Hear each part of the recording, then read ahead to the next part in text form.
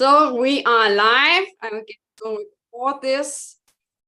So welcome everyone. Welcome to one more episode on Serve the Animals. My name is Tanya Anderson. I am your host on this amazing summit.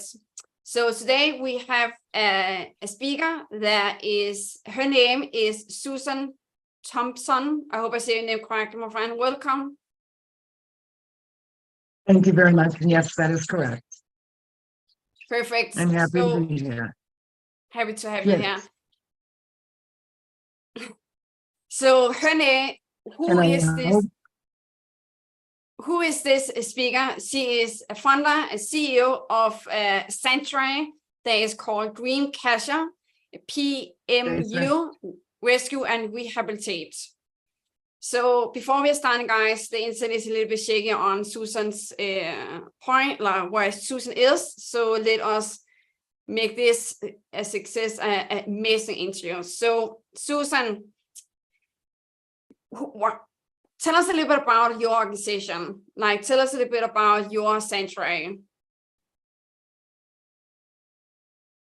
Alrighty, we started in 2001 and 2002 by saving Premarin mares who were used for the urine industry. We were taking them out of Canada and bringing them to our rescue. We started it primarily because of the Premarin industry.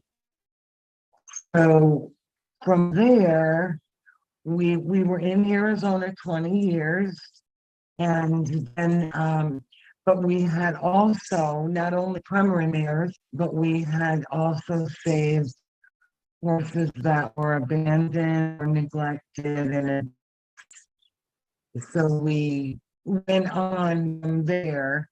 And the Premarin horses, some were foals, and we saved mares, and then we also saved mares that would have gone to slaughter. The slaughter industry used to be alive in the United States, but then had gone, and so horses, we were pulling horses out of Canada and bringing them down. We would dental them. If they were pregnant, we would raise their babies, and then we would adopt them out into qualified homes once they were of age. We didn't adopt them out until they were almost 2. So we have done that over all these years.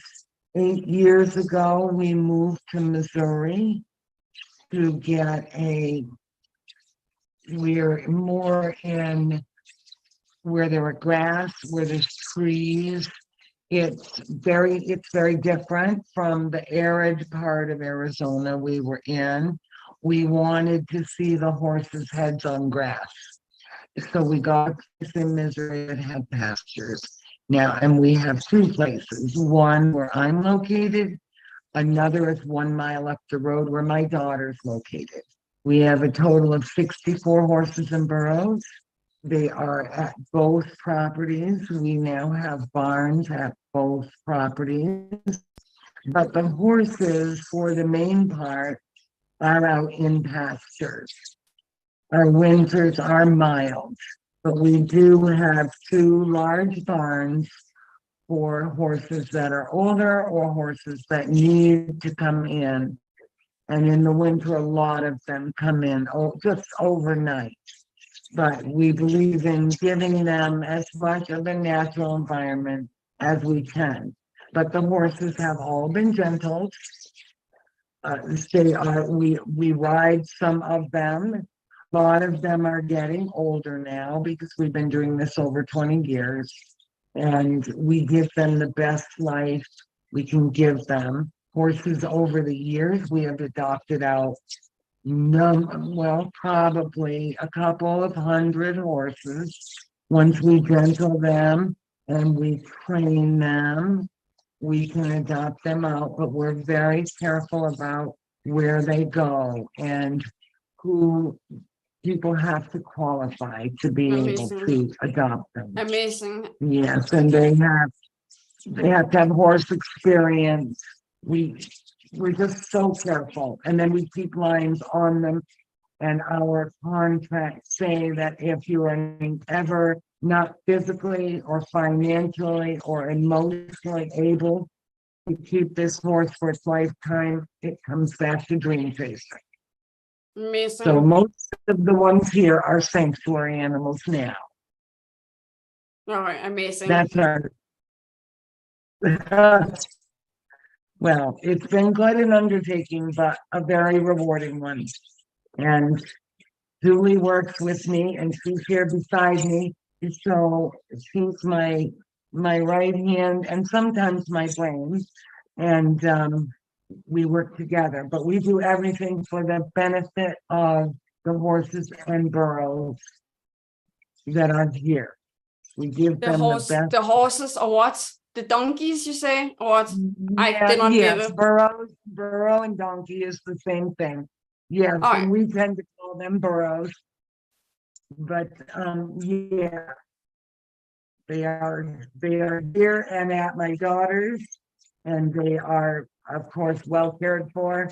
The best thing is we have pastures here, so they are outside in the sunshine and the fresh air. They have shelters in their pastures. If the weather isn't clement, they have a place to go and be protected. Amazing, amazing. So to you, the audience, so the topic Susan and I would talk about is rescue and rehabilitate wild horses. I'm curious to know, when you say, as I hear in my ears, you're riding the horses, how can it be a wild horse when you sit yourself on the horse? So share a little bit about why do you call it wild horses when you are sitting on the back? I'm curious to know.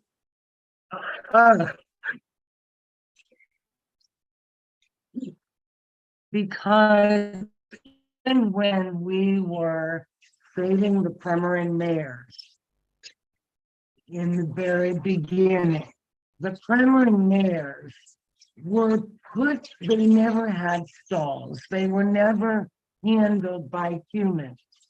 They were in pulley system. So when we got the Premarin mares, they were untouchable. And they were afraid of everything, even the slightest noise. So it was more or less a learning experience for me. I had a horse. My first horse I had for almost 34 years. And through the 9 or it was more than 9 years that I rode that horse and worked with that horse, I learned a lot. And I'm an avid reader. So I had found out all I could and took equine science to learn more. So I had a foundation, and the rest was what I call common sense horsemanship. In that I would go in, we had a mare motel, and the stalls were 16 by 16, but they were in pipe.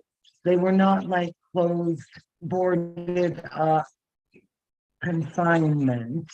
They had pipe rail, so they were protected and they were safe, but they could see everything.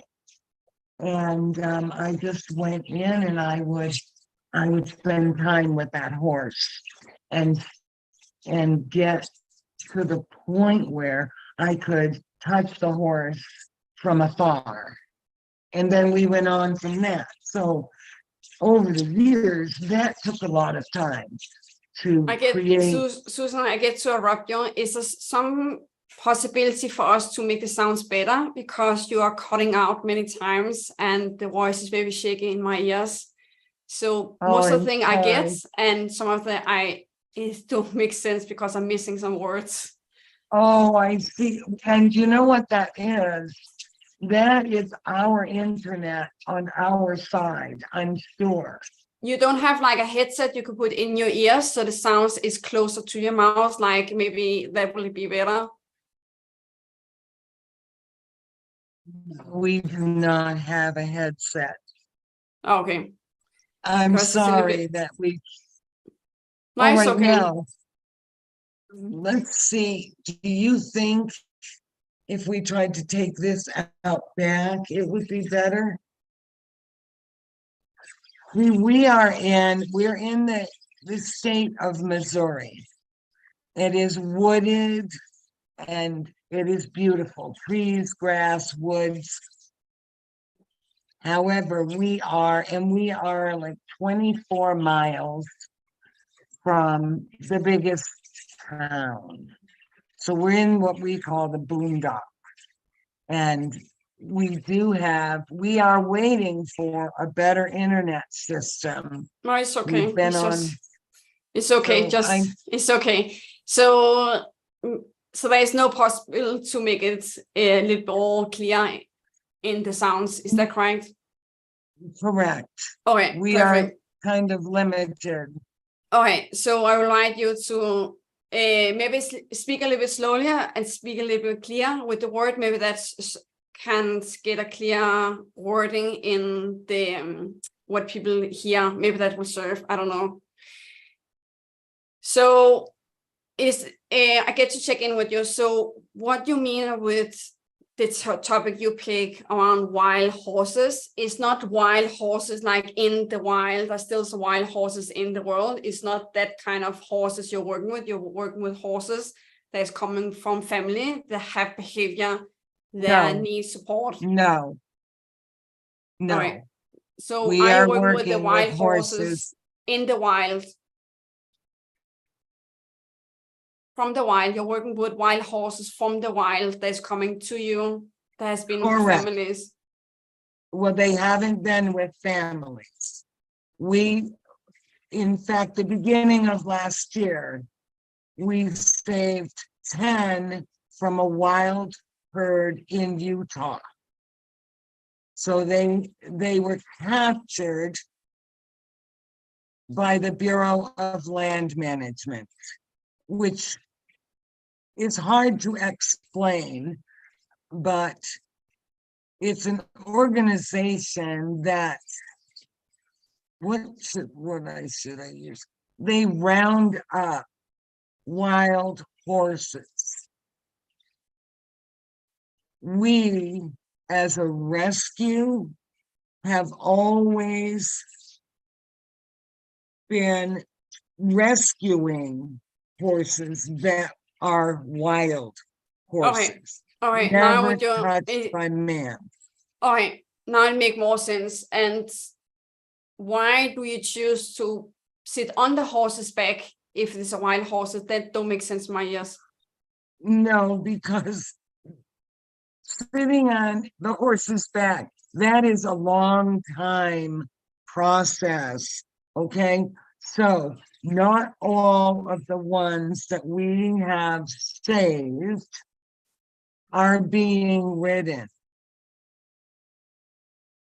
In the beginning, we did that and we gentled in order to train the horses over.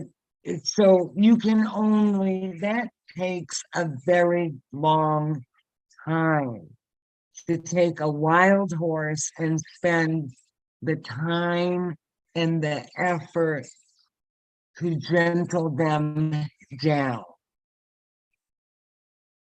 We did that over the years, yes. And you do better, obviously, with youngsters, the foals, that you can raise them up and you can gentle them, and then you can train them for riding so they can be adopted by families.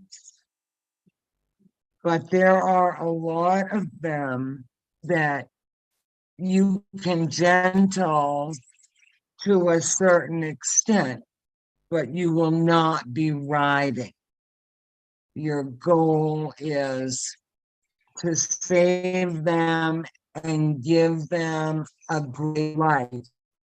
It doesn't necessarily include being ridden, but it does include being touchable so that you can love them, you can touch them, you can lead them, you can pick up their feet, because in the event of injuries, you need to be able to do something.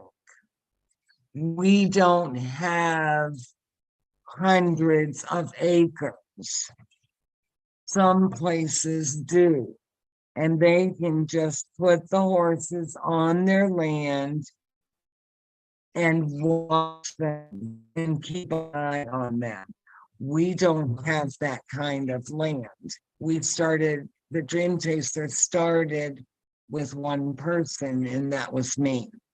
So we have 10 from the Utah herd, and the youngsters we are able to work with. The adult mares are still pretty much wild. We are just trying to get them so that they will come to us, so that eventually we can put them out in our pastures. But we know that we can get them if we need to. All right. So what is one of the challenges? I'm curious to know, what is one of the challenges why when you rescue the wild horses, why is that a challenge to put them back to the wild where they belong? Like why is that challenge to make that happen? There is an organization here in the western part of the US called the Bureau of Land Management. We don't necessarily agree with the Bureau of Land Management because we don't think there's a clear understanding. Horses are very smart, they're very intuitive, they can find water, they eat a variety of forage. We feel that horses should be left where they are, because you can see herds of wild horses. They're not necessarily a herd of 40. Do you know what I mean? They travel in small herds. So you see them, but you don't see unhealthy ones unless there's been an injury. The rest of them are in perfect health because they move all the time. They move to get water. They move to find different forage. They go into the mountains, and my personal opinion, probably as well as everyone who works here, is that they really should be left where they are. Unless there's a serious reason like no water. But horses know how to find, they have instincts like every other animal, and they're wiser than we are. So what has been we do not know how the Bureau of Land Management has the power and makes these decisions to arbitrarily round up horses, put them in holding pens where they may languish for years and never get adopted. You have hundreds of horses in holding pens. It's very cruel, it's dangerous. And so we do what we can, as do other organizations, to try to get these animals out of the holding pens and into environments. I hear you. So my question was, when you receive the horses, why? Because the audience will ask about this, like when you with the wild animals, like most of the time I've been in the field, work with wild animals in the wild. So for me, with my knowledge around the animals, also know the backs behind. I'm just curious and ask questions as the audience will ask, like, why does you not take the horses and put them back in the wild? Like, we rescue and we have to take them back to the wild, as a lot of organizations in the wild doing with many different kind of species. And that is a wonderful thing, provided you are in a position where you have that control. The Bureau of Land Management does not give us that control. Okay. You Right. cannot go there are places where there are wild horses that the land is open and you can actually drive onto that land and see them. However, you cannot move them. It is illegal. They are protected. They're supposed to be all protected by an act that was passed in 1971. And there is a new one now to update that, but they should be all protected. However, you enter the human being. The human being is the one who creates the chaos, correct? It's not the animals. So Wild Horse Annie spent 15 years of her life trying to make people understand that the horses need to stay where they are. They have lived there for hundreds of years, thousands actually. And really,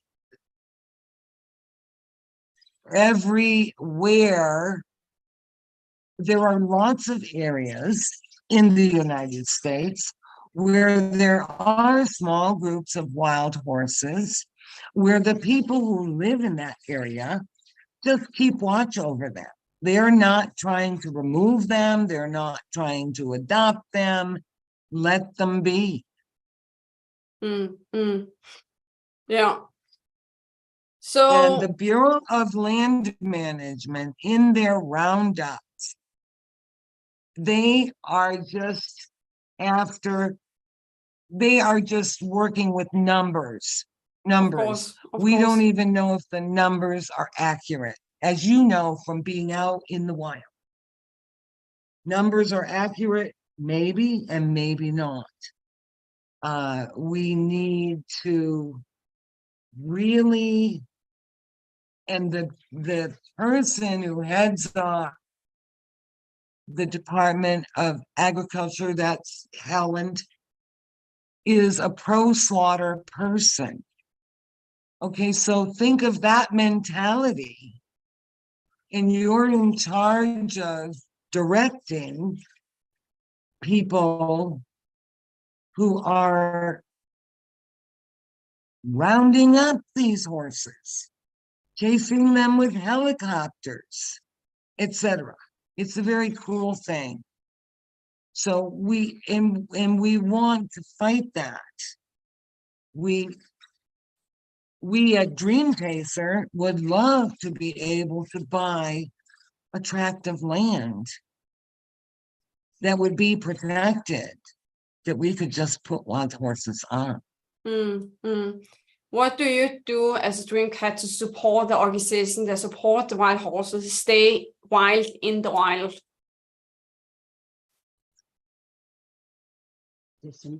We do. We try to educate people. We try it is hard because Bureau of Land Management is a big, it has a lot of control in the western part of the United States. We notify our legislators, we note our congressmen, we try to get the word out. This is not the right thing to be doing. But as you understand, when you get to the top of you have someone at the top of the pile, and the others behind it are just employees or whatever, but they are doing the bidding of those at the top. And those at the top don't necessarily care about these horses or what happens to them.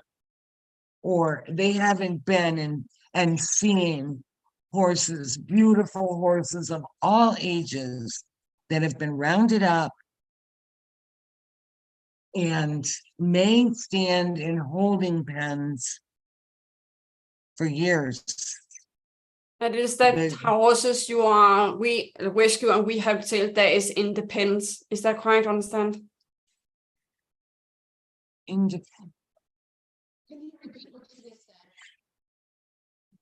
Tell me again what you said about the places you are Yes. rescue and rehabilitate the horses, like rescue the horses, is from the big Yes. organizations. When the horses stand there, as you talk about right now, for years, this is that horses that's coming to your organizations. Horses from those holding pens. Okay, Yes. now we don't. Yeah, perfect. We cannot go out into the wild and No, gather just them. like just like clarification on it. Yes. Yeah, just Yes. clarification, because this was a little bit shaky in the beginning to know what is coming out. Okay. Yes. So that is amazing. You're really creating awareness about what is happening out there with the wild horses, because it is horrible. What I have experienced is like in the jungle, in Africa, Borneo, all that fun stuff in the wild where things happened.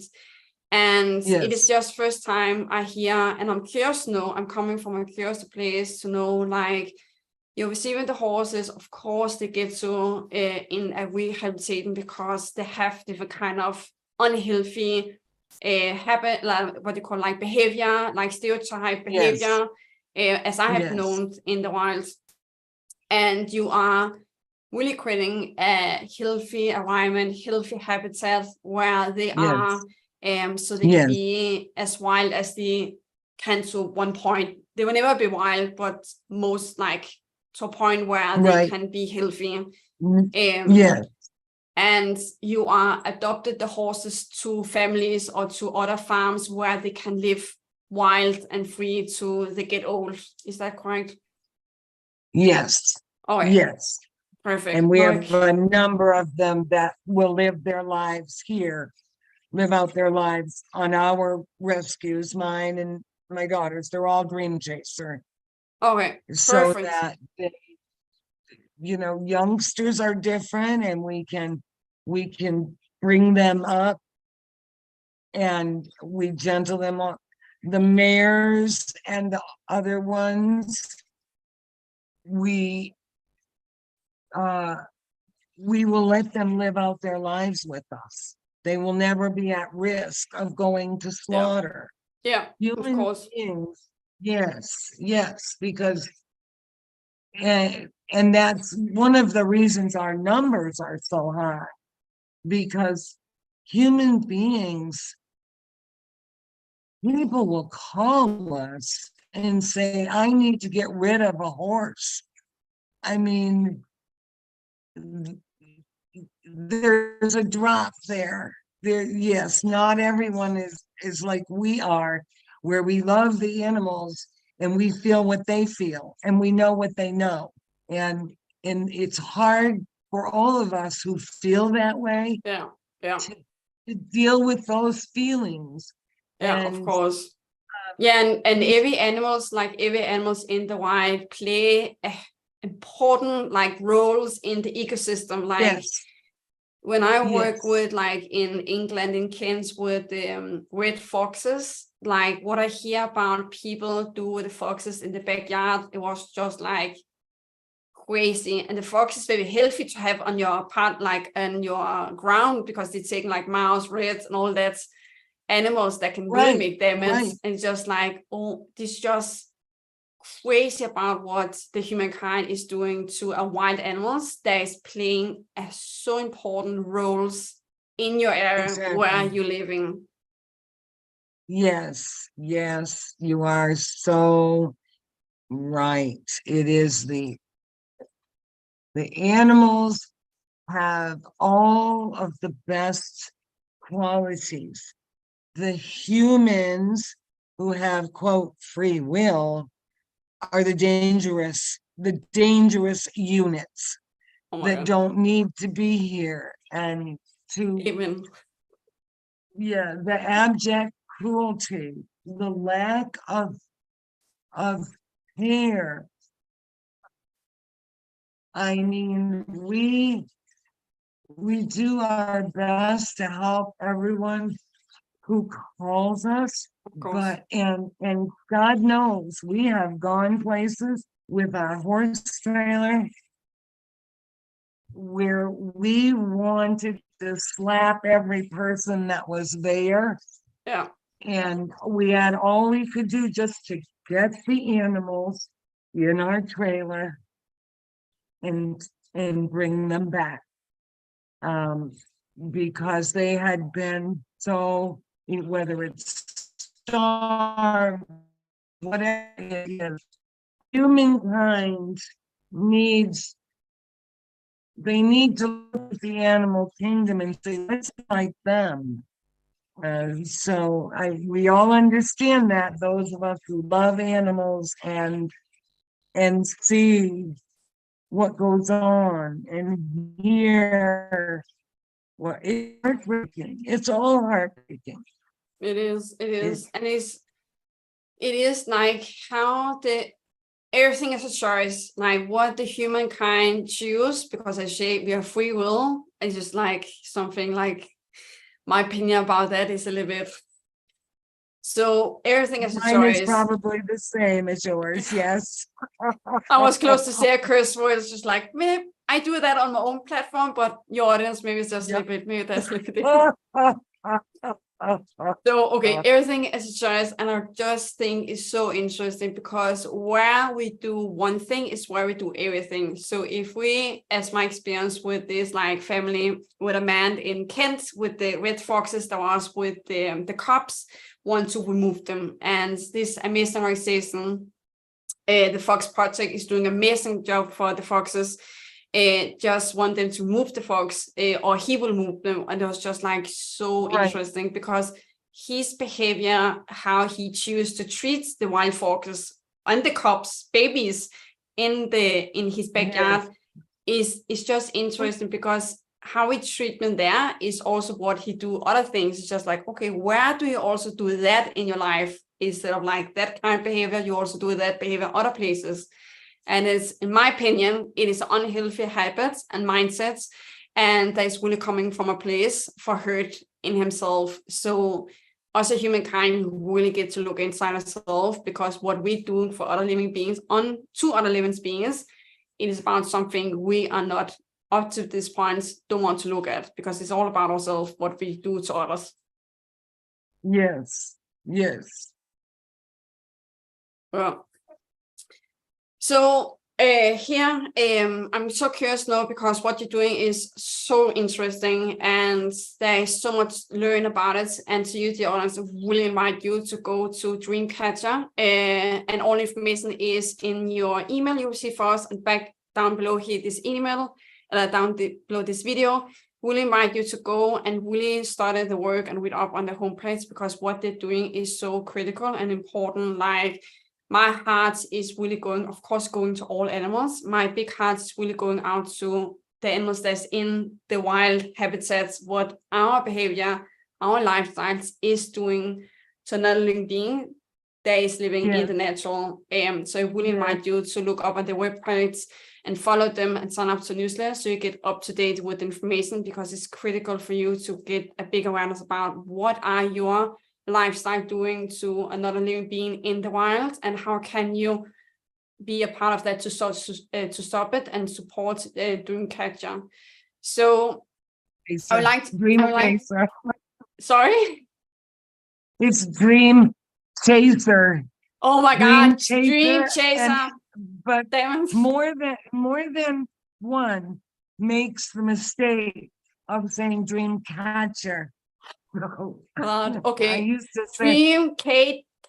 Oh my God. chaser. Chaser, dream chaser. I'm chasing you, dream chaser. Okay.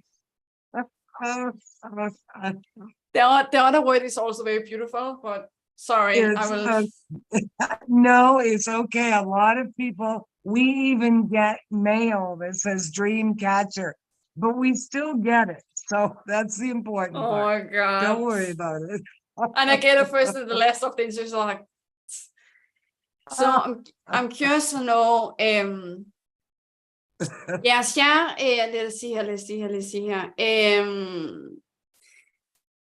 So share a little bit of information about your new project. Like I'm curious to know about what are you working on around new project in Dreamchaser. I'm chasing a Dreamchaser. You got it. That's it. That was it. That was it. Oh my God. It was my dream and it did come true. And now they have their heads on grass. So everything's worked out. Everything Nice. is worked out. But we're in an area of Missouri. It's very beautiful. And the grass is wonderful. So, and the hay, we can get good hay, etc., to carry the animals through winter. So it's much more natural than when we were in Arizona for the horses. Yes. Yeah. You also share that in the Yes. call. Oh yeah, that makes. Oh yeah. Oh my God. Yes. So it has worked out wonderfully for us. And the Onakis, which is the herd in Utah, and Yeah. we have 10 here. That is a different area too. The Utah, there are more mountains, more rocks, more. So, but they have adjusted so well, and we have like the mares that are still wild because it's much harder to and takes longer to gentle a mare.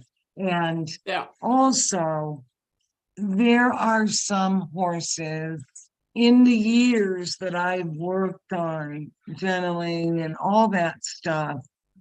There are very few that you cannot gentle, but some horses do not want any connection with a human being, no matter what. And so you have to recognize that if that horse doesn't want that connection, they're not going to make it. And that's fine. That's fine. We were bringing horses from Jamie's, my daughter, down to here, which was a little over a mile. Oh wow. And we had a horse, Luna, who was still very wild.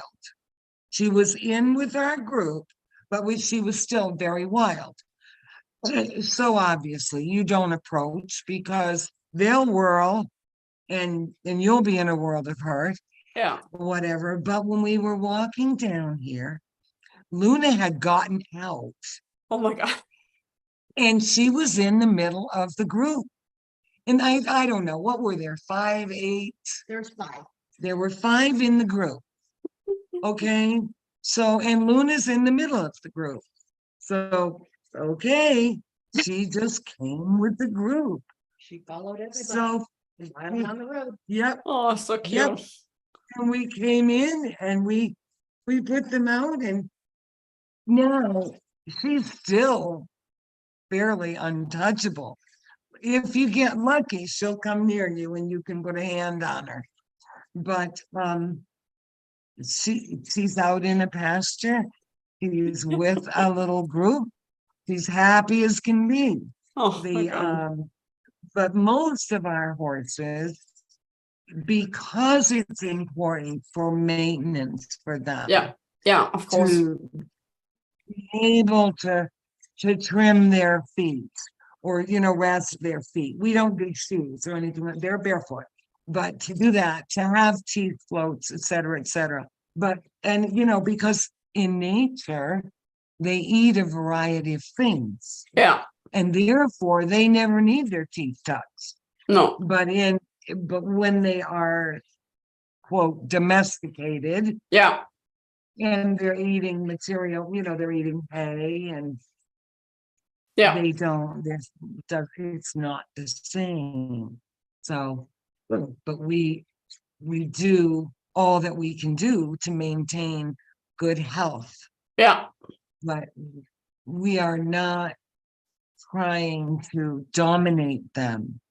No. And Of we are course. quiet, just like you going out in the wild. You have a quiet approach. You're not screaming, Oh no. yelling, waving no. your arms around. I don't know. You're being very quiet and respectful, and so will they. Yeah.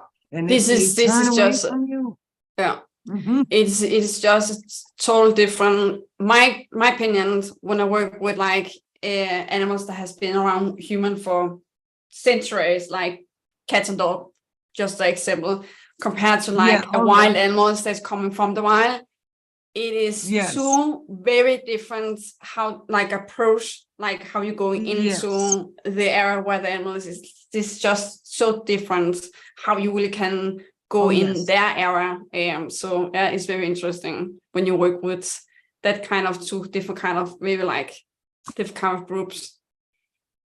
And I think it takes special people Oh like yeah, you who has the attitude and the persona to not cause upset because yeah, you approach in the correct way.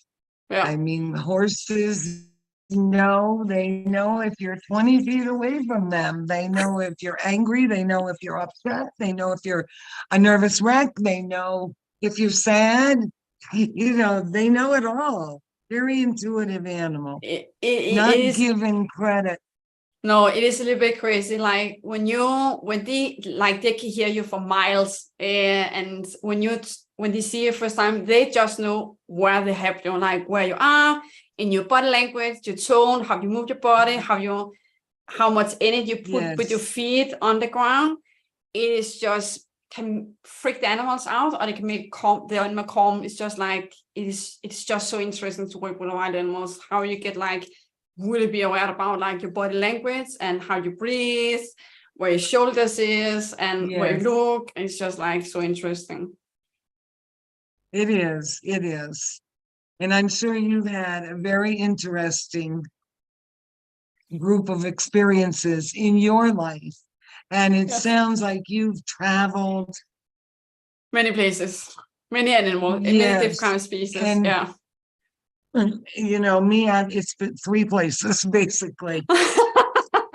But it's America is so big, states Yeah, are so true. big compared True. to Denmark. European nations, Yeah. and I mean, I would like to see over there someday, but I'm not so sure that might happen. Oh my God. No. It's But come from Denmark to USA because of course like United States is so big. Uh, yes, it costs a lot of money, let me say that. oh, I'm sure. I'm very Oh, sure. oh Just my as God. if we were to go the other way. It's like, Exactly. okay, Oh my God. Oh my God. yes, So yes, but around the horses you work with and also donkeys, and what was the other you say, Susan? well, we have horses and burros. Well, Burros. well, Burros is also burro and donkeys. donkey, same word. Yes. Okay. Okay. Um, I never hear we that word have, before. oh, because that's Mexican word for, ah, oh, okay. I guess most people call them donkeys instead, but burro is like the Mexican name, Pearls. I guess. Ah, The okay, Spanish pearls. name Pearls. for a Okay. donkey. So what is Um, what is your message around the burros and the wild horses you work with to the audience that's watching this interview? Well, I think that people need to, the world is so busy. Yeah. Everyone is busy. Everyone is working all the time, trying to raise families, and so on and so forth. We would like to think, humans are supposed to be stewards for the land and the animals. I would like to see that in the forefront instead of the afterword, where we need to be grateful for the world we have and try to keep it in a better state, because there are a lot of animals who survive on the richness of the land, and there's too much human dominance, I think, and it's like people need to stop,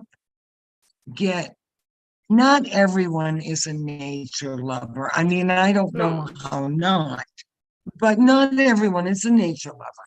And you can't make them that way, but just to appreciate even from afar. Yeah. And to realize that everything that's living on this earth has the right to live and should have decency and respect. We know people lack a lot of that. Humans, let's just say humans. And but we need to realize that it started from the ground up, and everything that we look around us and see is a treasure. And the living things are treasures. And we need to not feel so, mankind doesn't need to feel so, what is the word I want, Julie, for that? So proud of itself, because we're supposed to take care of the earth. And we're supposed to take care of the animals on the earth. And they are all precious, unless you're a snake. And it is the animals and it is the nature that is giving us the options to live on this earth. If it was not there, we will not be here, because they are providing or serving us with like air so we can breathe. They're providing with like, you can live in a house, an apartment where you're living, or in the house in the jungle, I don't know. Like, they are really giving us everything to live, and we get to appreciate that. And what I really see is like, if we choose to say no to appreciate what we have, how can we say we have a healthy life? Like, in my mind, it don't make sense. Exactly. And it's not all about us. No. It's all about them. Yeah. And this earth. I agree, totally. Yeah. It's all, some just take it all for granted and don't realize how important the smallest things are. Because it works its way up. It is true, and every animals have a role to play so that we can live on this earth. Like also the mosquito, like every animals have a role to play so that we can breathe and go on our feet or whatever we are going. Right. Oh my God. Okay. Susan. So to you, dear audience, thank you so much for watching. Where you can get access to Susan is go back again in your, you receive an email from us or below this video. And also, Susan, please let the audience know where can the audience find you and your organization, Dreamchaser. I'm chasing you. I'm practice, my friend. I'm practice here. You did it though. You did it. It's an easy error. I used to say we're chasing it until we catch it, and we did. Yeah. Oh my God, love it. But yes, we are. It's Dreamchaser Horse Rescue. Our website, dreamchaserhorserescue.org. And we have the website, we have a Facebook page, also Dreamchaser Horse Rescue or Dreamchaser PMU. That was when we had, we started Premarin mare urine for Premarin mares when the origination of Dreamchaser. And we have so you can find our page easily. You can find our website easily. And we have information on there about, about the horses, about the Premarin industry and the Premarin family of drugs because of the side effects. Women need to know that info. Other things that can be utilized for hormone replacement therapy that do not have vicious side effects. The stories of some of the horses. The phone number Julie's phone number is on the site. So we're fairly easy to get a hold of. We have donate buttons on the site because obviously we are a 501c3, which is a non-profit. Exactly. And we rely on donations to help us keep going. We have a lot of animals to support, and we have, because of the number of animals, etc., we have, so how many, I know how many animals, how many employees do we have? 6, 5? We have to count up. We have 6 employees. So this is a handful. yeah, Amazing.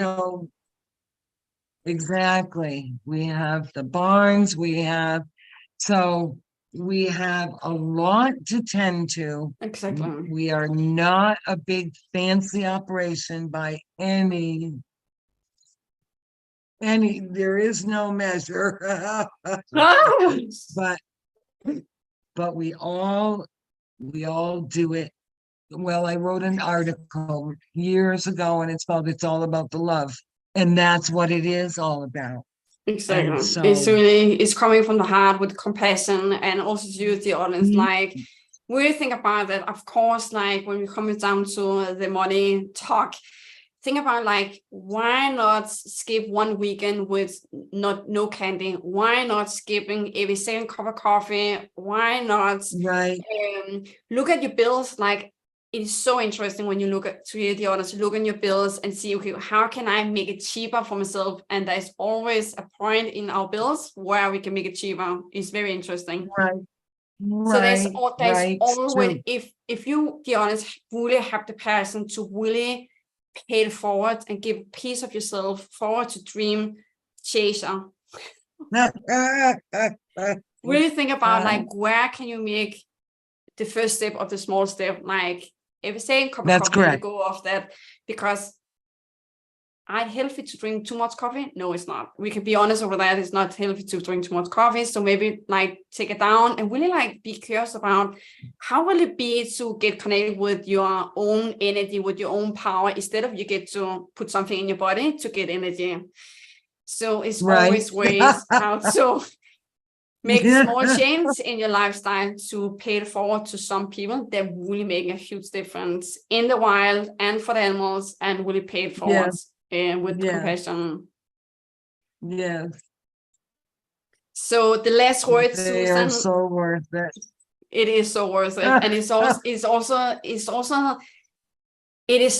it feels good to pay something for it. It is also really, look at this here, audience, is also ways for you to do a part of self-development, to say, okay, how can I let go to be selfish? How can I learn to really serve the animals, like giving it forward, instead of to be too focused on yourself?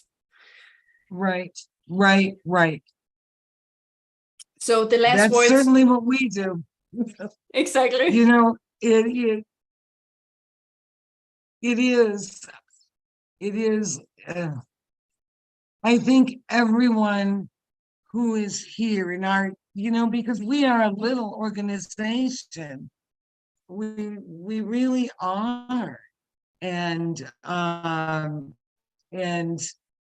Arizona, we had lots of people around and lots of volunteers, but it was a whole different ball game than where we are in Missouri.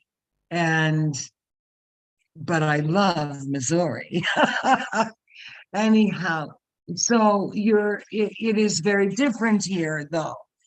And where we had so many volunteers willing to help us in Arizona, and in Missouri, it was like, uh-oh, now we have to pay employees, because it's a whole different ball game and a whole different set of rules. We're in the country, but it's such a lovely area that we landed in, and we're grateful for that, because it makes it so wonderful for the horses.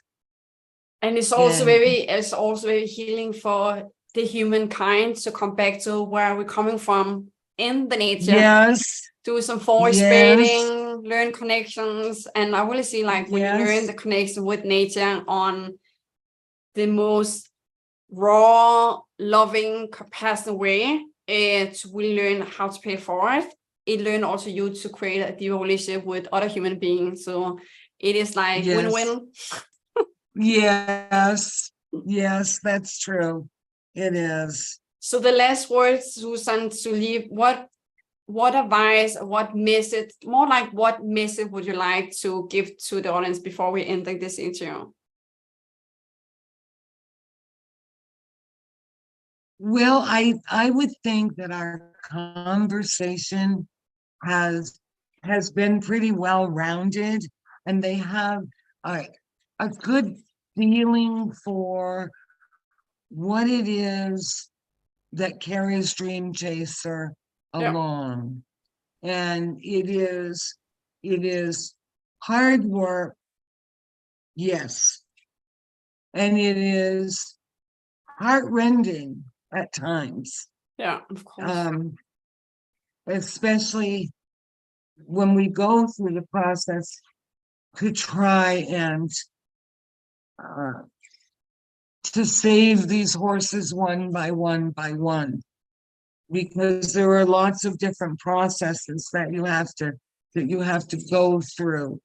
No matter in what realm you're getting them or how you're getting them, because you not only have to pay for that animal, obviously, because everything is expensive, and then you have to pay to bring that animal, and then your work involved. So there's so much involved in it.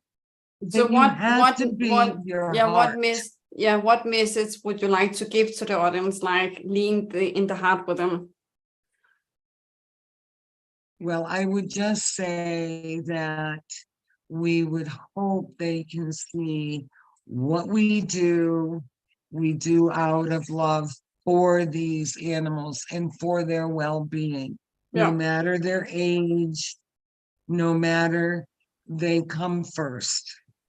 They Yeah. always come first. Yeah, And exactly. that's how we've designed Dreamchaser. And that's how our hearts are driven for them. It's all about them. Yeah. It's not all about us, for sure. The bigger picture, And that's what makes it worthy. yeah, the bigger picture is about others than us to be selfish about ourselves. So the bigger Correct. picture is about others. And there you also will really get connected with what is your life purpose, what is your vision, and also really like living life, because life is about others. It's not about only about you. Correct. That is so correct. Yes. Yes. The self should be way down on the list. It should be what the self does that's at the top. Exactly. Yes. Amen. Yes. Amen to that. You are correct. It has been a pleasure Likewise, to my meet friend. you Likewise, and to Susan. talk with you. And you Likewise. take care and be well. And who knows, someday maybe one will travel to the other. I will Yeah. come your way. Yeah, that would be a wonderful thing, I'll tell you. I have spare rooms. Nice. I definitely need that when I'm coming to the country. Yes. It's like, where can I, or maybe just give me something to sleep in on the No, we've got spare rooms. We're all set Nice. for you. Nice, nice. I definitely, there is our plan to come out and visit non-organizations like your organization that is really making a huge impact and really paying it forward. So there's something that really are in our plan. So who knows? I was like, Susan, are you waiting? I'm coming your way. All right. Okay. You've got all the info you need. True. I definitely come with Take people. care, I'm and not thank coming you alone. so much. Likewise, my friend. It was Okay, that's fine. it was a big blessing to also really know your work, what is happening outside, and really like one thing I really honor about you, I really appreciate you, I really like highly admire you for is you have an opinion and you're not afraid to talk about it. Like that is something that is so needed in this world, no matter what we believe, no matter what we see. What I really appreciate and respect for people is to have an opinion and not afraid about to talk about it. So thank you so much for really being courageous and really stand for your meaning and say it how it is. So thank you so much for being here, being you, and also to your dear daughter. I believe she's in the background. Sometimes I hear her dear voice. Thank you so much. Daughter, yes. Thank you so much for what you're doing. And thank you so much. It was really a blessing to have you on. And it's been wonderful to meet you and talk with you. Likewise. So you be well and enjoy your wild animals too. I will definitely do that. I know that. To you, dear audience, Susan, I thank you so much for you to choose to see this interview, for you to be here, for you to create a bigger awareness about wild horses and how you can really make an impact in your own life and pay it forward to really make a difference for the wild horses, for Dreamchaser. So we will invite you, Susan, I will invite you to go right now, follow them on social media, follow them on newsletter, so you really get up to date with what is happening. How can you make the small action steps in your life, in your lifestyle, so that you learn to pay it forward and play the bigger game together with others that really make a huge difference in this world. So thank you so much, the audience, and thank you, Susan. Yes. And we wish you the most amazing day, everyone. Mwah. Bye, everyone. See you soon. Bye.